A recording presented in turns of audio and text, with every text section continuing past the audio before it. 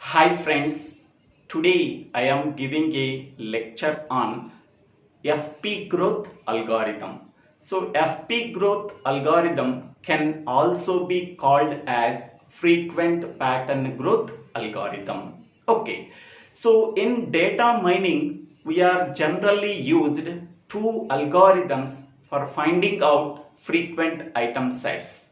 The first algorithm is a priori algorithm. Second one is FP growth algorithm, that is frequent pattern growth algorithm.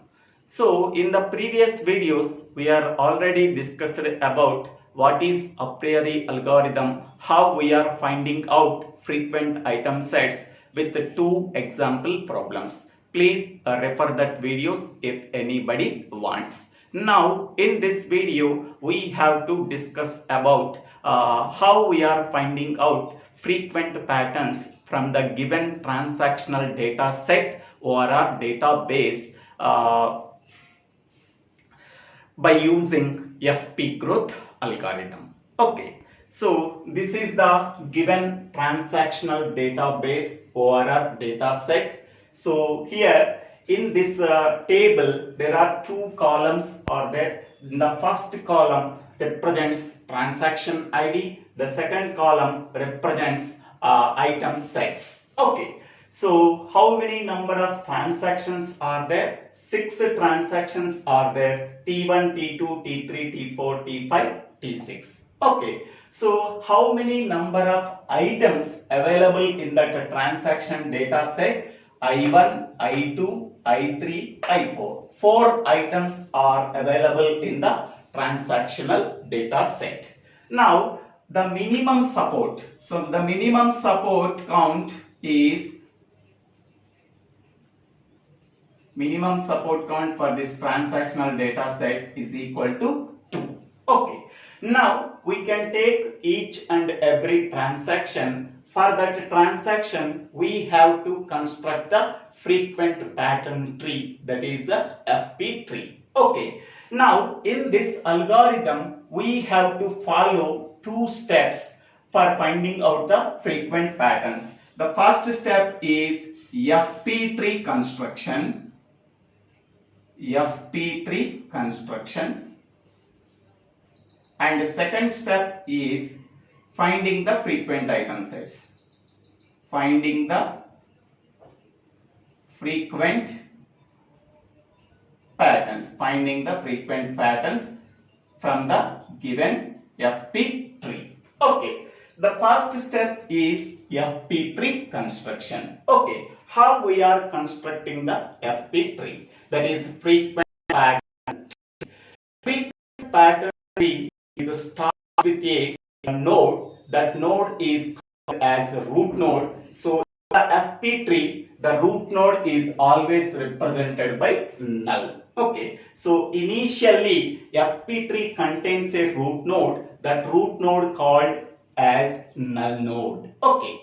So each and every F tree starts with a node. That node is called as a root node. So the root node can be represented as null. Okay. Now consider the first transaction. The first transaction contains what are the items? I1, I2, I4. Okay. I am taking three nodes. This is I1 node, this is I2 node, this is I4 node. So root node I1 node is connected to root node. Next one I2 node is connected to I1 node. Next one I4 node is connected to I2 node. So by observing this tree, here root node is null node. The first item is I1, the second item is I2, the third item is I4. Okay, so in that tree, how many times I1 item is occurred? Only one time. So here 1 is the support count of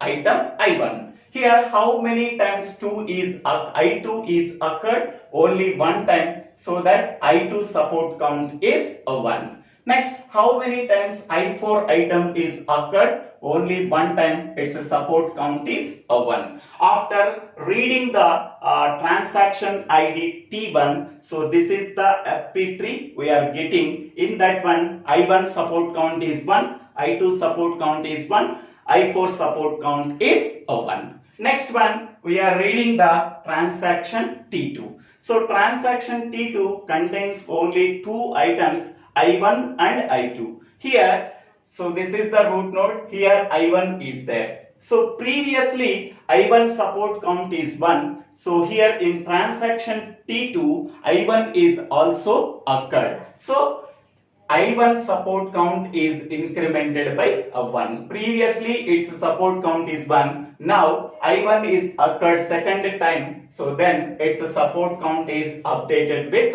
2. So now I1 support count is 2. What is the next item? I2. Okay. I2 is occurred one more time. Previously I2 support count is 1. Now I2 is occurred one more time. So then I2 support count is updated as 2. Okay. So after reading the second transaction, so this is the updated FP3. So I1 support count is 2, I2 support count is 2 and I4 support count is 1. Okay. Next we have to read the transaction T3. In the transaction T3, I1 and I3 items are there. First we are starting with the root node. Okay. Next I1 item is there. So I1 is occurred one more time. Okay. Previously its support count is 2. So after considering the I1 item in transaction T3, so now I1 support count is updated with 3. So now I1 support count is 3. Next, what is the next item? I3. Here I3 item is not there. So after I1, I2 is there. After that I4 is there. I3 item is not available. Now we can take another path. So I1, I3. So here I3 is occurred first time, so that its support count is 1. Okay, so after reading transaction T3, so this is the updated FP3. So I1 support count is 3, I2 support count is 2, I4 support count is 1 and I3 support count is 1. Okay, next what is the transaction T4? Transaction T4 contains two items, that is I2 and I4. So I2 and I4. Okay, so when we are starting with the root node, okay, first I1 item is there, but transaction T4 starts with the I2 node. Here in this tree, the first node is I1. Okay, so now we can take another path. Okay, in that another path, first we have to consider item 2, I2, its support count is 1. Okay, next item is I4. Okay, so now I am taking in this path, I am considering item I4 and its support count is 1. Okay, here I2 is there, here I2 is there. So these two are connected by using dotted lines.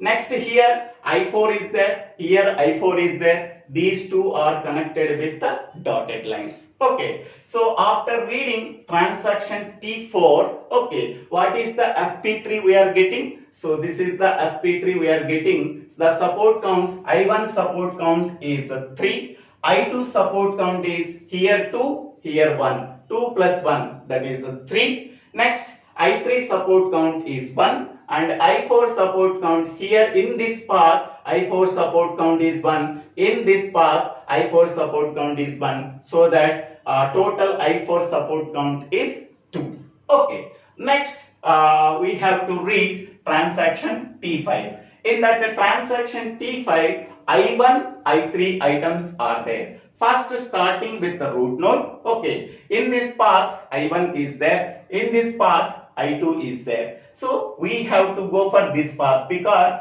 I1 item is occurred first in this path. So first we have to read I1 item. Okay, after reading I1 item, previous Previously I1 support count is 3. Now one more time it is occurred in transaction T5, so that its support count is updated from 3 to 4. Okay, here 3, it is updated as 4. Okay. Next item is I3. Okay. So we can go for this path, I2 is there. We can go for this path, I3 is there. So I3 item is available here one time in the previous figure. Now one more time I3 item is occurred in transaction T5, so that its support count is updated with 2. Okay. So after reading transaction T5, this is the FP tree we are getting. Okay. Next one is transaction T6. In the transaction T6, first item is I2. Okay. So here we can go to this path. The first item is I1.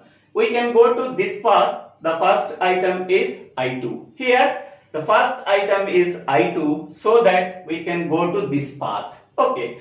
We can go to this path. Previously I2 support count is 1. So one more time I2 is occurred in transaction T6, so that I2 support count is updated with 2.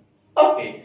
Next, after I2, one more item is there, that is I3. So we are going to this path, only I4 is there, I3 is not there. So now we are taking another path. In that path, we are creating a node I3 item with a support count only 1, because in this path I3 item is occurred first time. Okay. So we are already reading 6 transactions from the given database or data set. So finally we are constructing this FP tree. Okay. So after constructing this FP tree, here I3 support count is 2 in this path. In this path I3 support count is 1. Total, here I3 is there, here I3 is there. These two I3 items are connected with the dotted lines. Here I2 is there, here I2 is there. These two items are connected with the dotted lines. Here I4 is there, here I4 is there. These two are connected with the dotted lines. Okay. So once we are reading all the transactions from the transactional database or data set, so step by step we are constructing the FP tree. This is the final FP tree after reading transaction T6 from the transactional database. Now, so two phases of FP growth algorithm is, one is FP tree construction and second one is finding frequent patterns or concepts from given transactional data set. The first phase is already completed, FP tree construction. After reading 6 transactions from the given transactional database, okay, this is the final FP tree we are doing. Okay. So after constructing the final FP tree, we have to find out the support count of each and every item. So here I1 support count is 4. Here I1 support count is 4. I2 support count is, here this path I2 support count is 2. This path I2 support count is there. Total item I2 support count is 4. Next, I3 support count, here in this path I3 support count is 2. In this path I3 support count is 1. 2 plus 1, that is equal to 3. Next, I4 support count, here in this path I4 support count is 1. This path I4 support count is 1. Here 1 plus here 1, that is 2. Okay. So next step is finding frequent patterns or item types. Okay. So in this table, okay, which item has least support count? Here 2, 3, 4, 4. And them, which item has the least support count is 2. So I4 item has the least support. Okay. So we are starting with I4 item because I4 item has the least support count among all the 4 items. Okay. So in first step, finding frequent patterns or item sets. First step is we have to identify the which item has the least support count. That item will be considered first. So that is I4 item we are considering first. How we are reading I4 node from a root node? Okay, so here this is root node. Okay, how we are reaching I4 node? Here I4 node occurred here. I4 node occurred here. Okay, so in this path we are reaching I4 node via I1 node and I2 node. Okay, so this path I4 node is reached by using I1 and I2. So I1 and I2 we are reaching the I4 node. So what is the support count of I1, I2? The support count of I4 item in this path, what is that is 1. I4 support count is 1 in this path. The same support count can be used these items. So I1 comma I2 support count is 1. Okay. Once again I am telling. So whatever among the 4 items, which item has the least support count, that item is considered first. Here I4 item is considered first. Okay. How we are reaching the I4 from the root node? I4 node is reached from the root node by using the path I1, I2, I4. Next, one more path I1, I4. Okay, so in this path we are reaching the I4 node by using I1 and I2. So I1 comma I2. What is the support count of I1 and I2? I1 comma I2 support count is equal to the I4 support count. I4 support count is 1, so that I1 comma I2 support count is 1. Okay. Next one. In this path, we are reaching the I4 node by using this path from the root node. Okay. So by using I2 node, we have to reach the I4 node in this path. Okay. So only I2 node, only using I2 node, we are reaching the I4 node. So that is I2, only I2 node.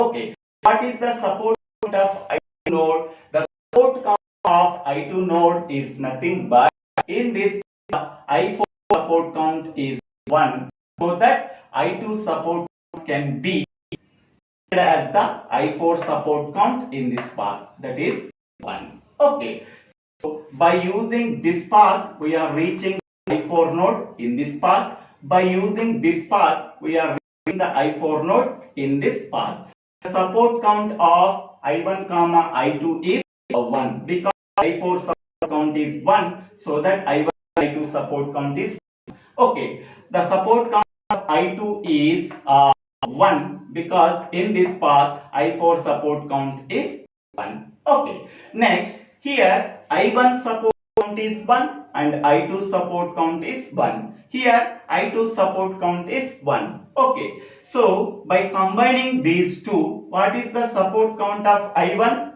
1. I1 support count is 1. What is the support count of I2? Here 1, here 1. That is I2 support count is 2. But why you are not writing I1 support count is 1? Because the minimum support count in this problem is 2. So I1 support count is only 1. So that we have to remove that.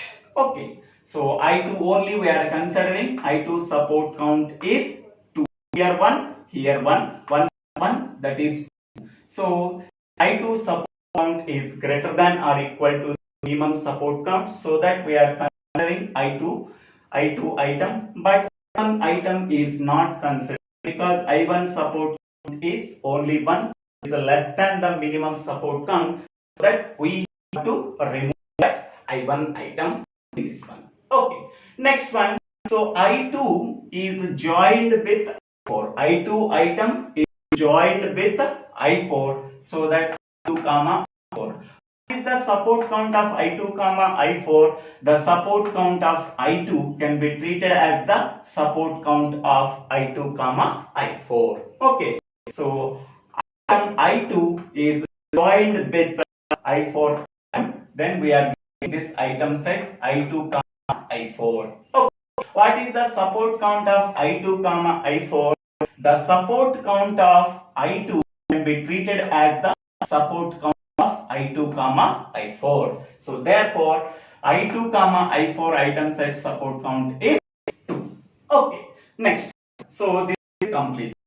It is completed. Okay. Among the three, which item has the least support count? That is 3. So item I has the least support count among I1 comma I2 comma I.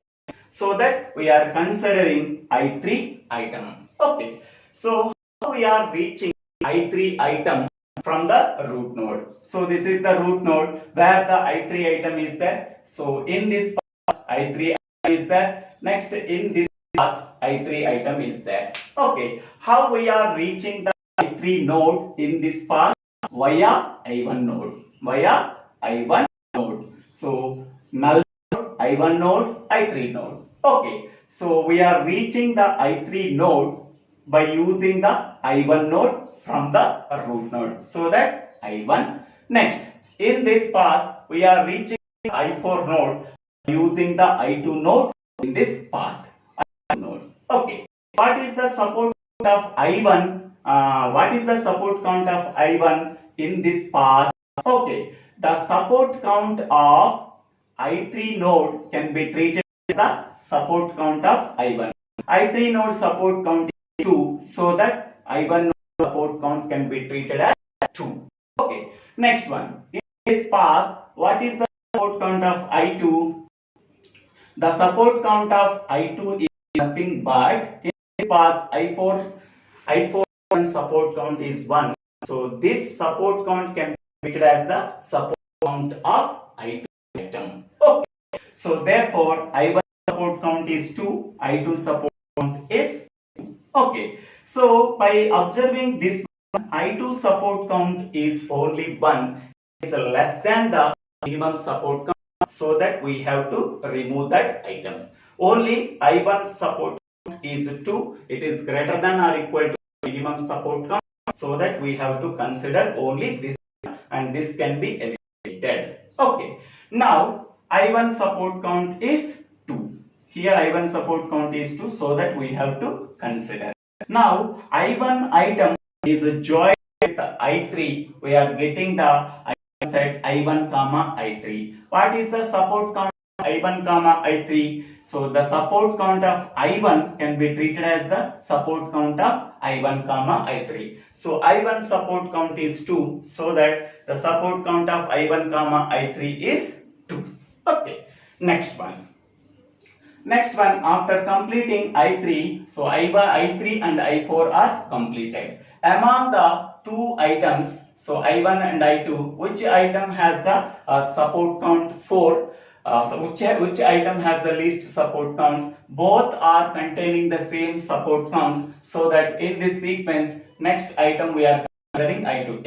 Either I1 or I2 we are considered, no problem. First we are considering I2. Okay, we are considering next item is I2. So how we are reaching the item I2 from the node? So this is the root node. Here item I2 is there, and here item I2 is there. Okay, in this we are reaching the item I2 by using the item 1. Okay, so we are reaching the I2 node, this path from the root node using I1 node. So here I am using I1 node. Okay, so what is the support count of I1 node? I1 node support count is nothing but I2 support count. Here in this path I2 support count is 2. So that whatever the support count of I2 item, so the same support can be used for I1 also. So that I1 support count is 2, because in this path I2 item can be reached by using I1. Okay, so the support count of I2 can be taken as the support count of I1. So that I2 support count is 2, so that I1 support count is 2. Next one. In this path there is no intermediate node for reaching the I2 in this path.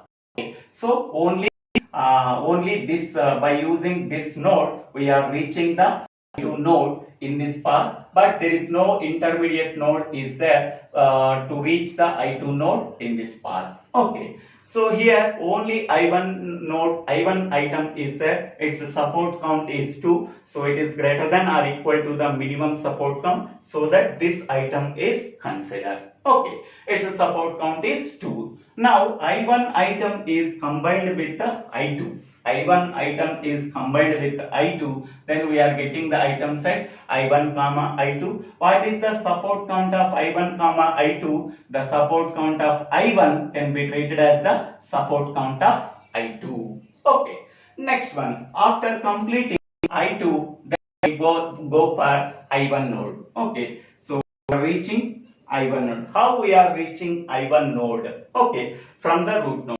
So from the root node in this path we are reaching the I1 node. There is no intermediate node.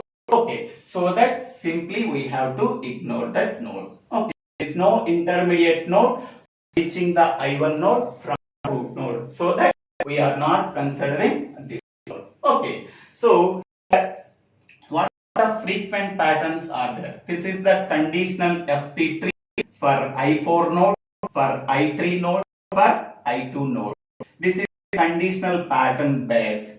These are the items, and these are frequent patterns we are getting. So frequent patterns are frequent item sets for given transactional database. Or first item is I2, I4. Second item is I1, I3. Third item is I1, I2. So this is the first item set. This is the second item set. This is the third item set. Okay, this item support count is 2. It is greater than or equal to the minimum support count. This item set support count is 2. Is greater than or equal to the minimum support count. This item set support count is 2. It is greater than or equal to the minimum support count. These are the frequent patterns or are frequent item sets for the given transaction database or a data set of I2 comma I4, set of I1 comma I3, set of I1 comma I2. So thank you for watching this video. If you like this video, please share this video to your friends and classmates. If you like this video, please subscribe my channel name. So Divya Srinivasa Rao.